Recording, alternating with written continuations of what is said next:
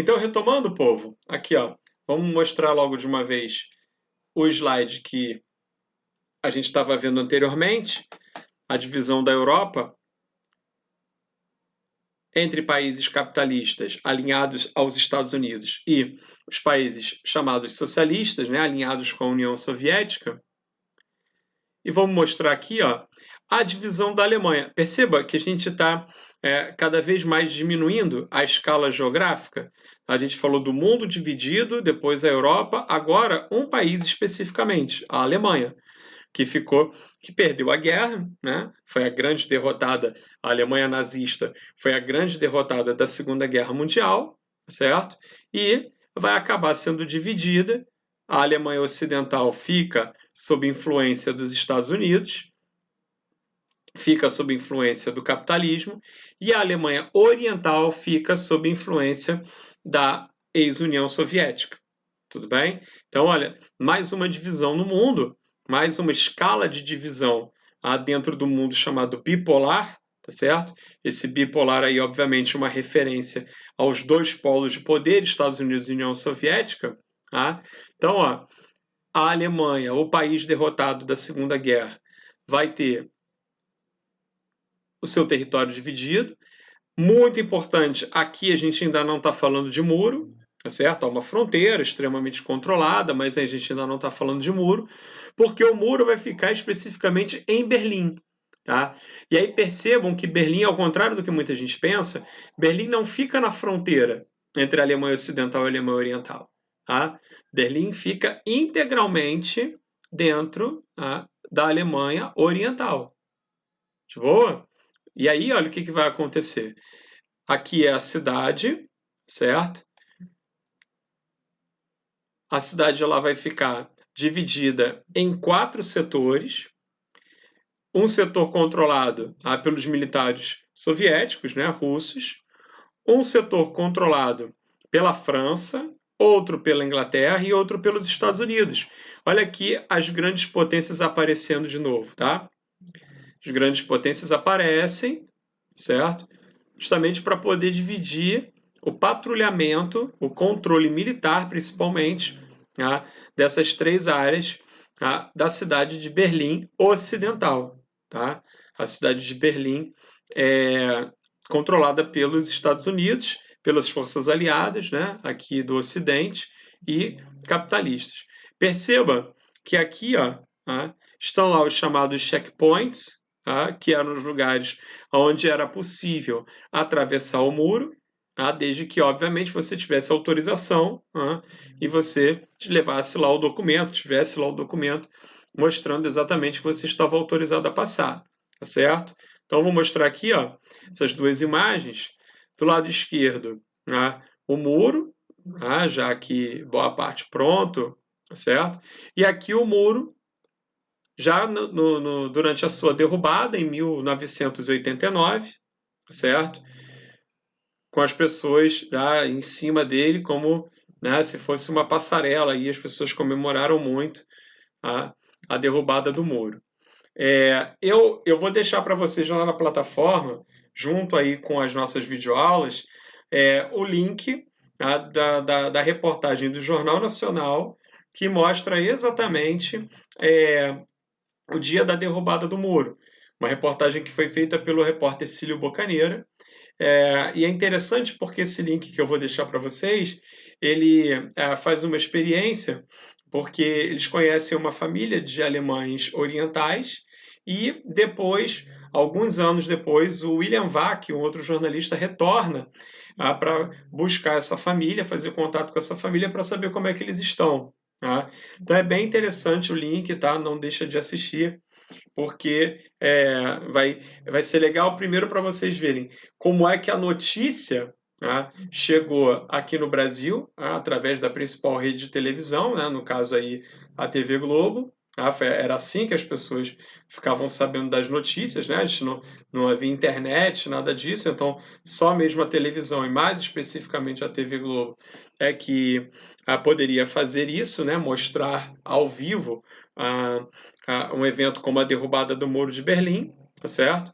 E porque é curioso, apesar de algumas incoerências lá jornalísticas, é curioso é bastante interessante a gente ver a condição da família quando ela atravessa de Berlim Oriental para Berlim Ocidental, o que eles queriam efetivamente e tal.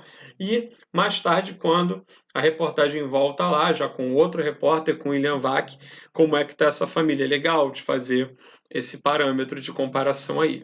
Tudo bem? Ok? Bom, voltando aqui para a apresentação, se liga.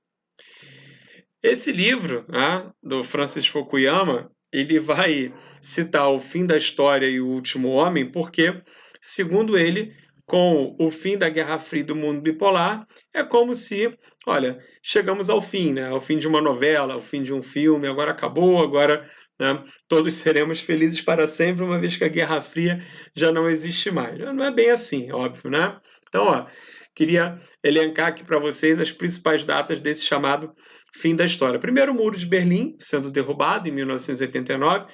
Eu queria que vocês evitassem a expressão queda do Muro de Berlim, né? O muro não cai, o muro é derrubado, é uma diferença muito grande, certo? Bom, o fim da União Soviética, que acontece em 1991, tá?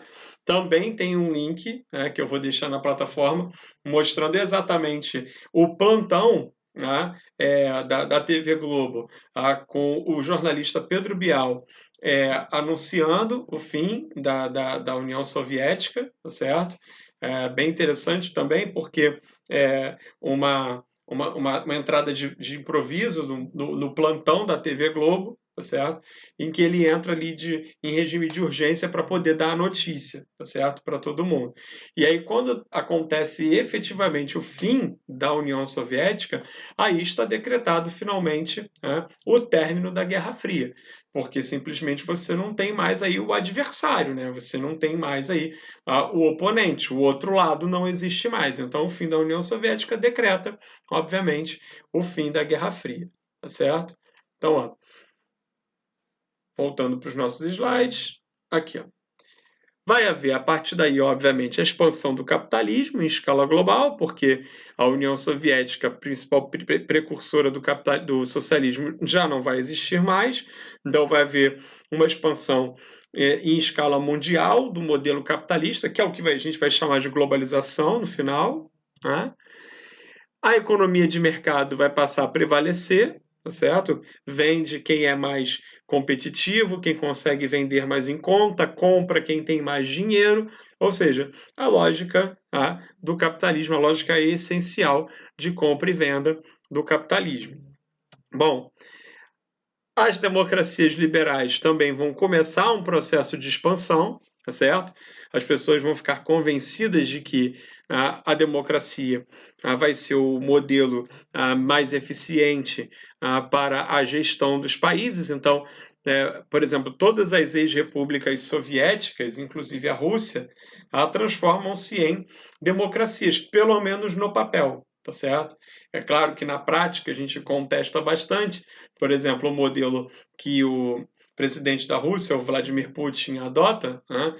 O modelo de democracia dele é muito peculiar, mas pelo menos no papel são países democráticos, são países que têm eleições, etc. E tal. Então percebam, mesmo os maiores ícones do mundo socialista, tá certo? Vão se transformar em democracias liberais capitalistas.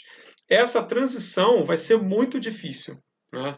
A década de 1990 vai ser terrível, não só para a Rússia, mas para todas as ex-repúblicas soviéticas. Estônia, Letônia, Lituânia, todo mundo vai sofrer muito, porque essa transição do socialismo para o capitalismo e a transição para a democracia liberal vai ser, principalmente ao longo desses 10 anos da década de 1990, muito difícil para eles. No caso da Rússia, vai haver queda na expectativa de vida, aumento de epidemias, do alcoolismo, aumento de suicídios, aumento de prostituição, tráfico, um caos, um verdadeiro processo de regressão social. Vai ser muito difícil para eles, certo? Voltando lá, depois, no início do século XX, né, principalmente a partir da década de 2000, eles começam uma recuperação bastante interessante.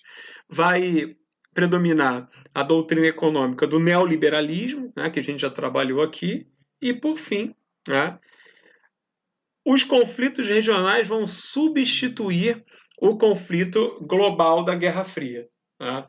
E a explicação para isso é muito simples, porque pensa comigo, é um exemplo que eu sempre dou em sala. Imagina que você está num condomínio, tá certo? E esse condomínio ele corre o risco de ser invadido. Mesmo que você não goste do seu vizinho, do lado, de cima e tal, a tendência é que vocês se unam para defender o condomínio, que está na iminência de ser invadido. Era isso que acontecia com alguns países, como Tchecoslováquia e Iugoslávia, que se mantinham unidos, coesos, apesar das várias diferenças étnicas e apesar das muitas rivalidades, porque havia uma ameaça maior. Tá certo? Quando acaba a Guerra Fria, bom, agora a gente vai resolver os nossos problemas aqui, as nossas diferenças aqui. Tá certo? Então, os conflitos regionais se multiplicam em substituição aí ao conflito, melhor dizendo, global da Guerra Fria. Tá certo? Mais uma paradinha antes do próximo vídeo.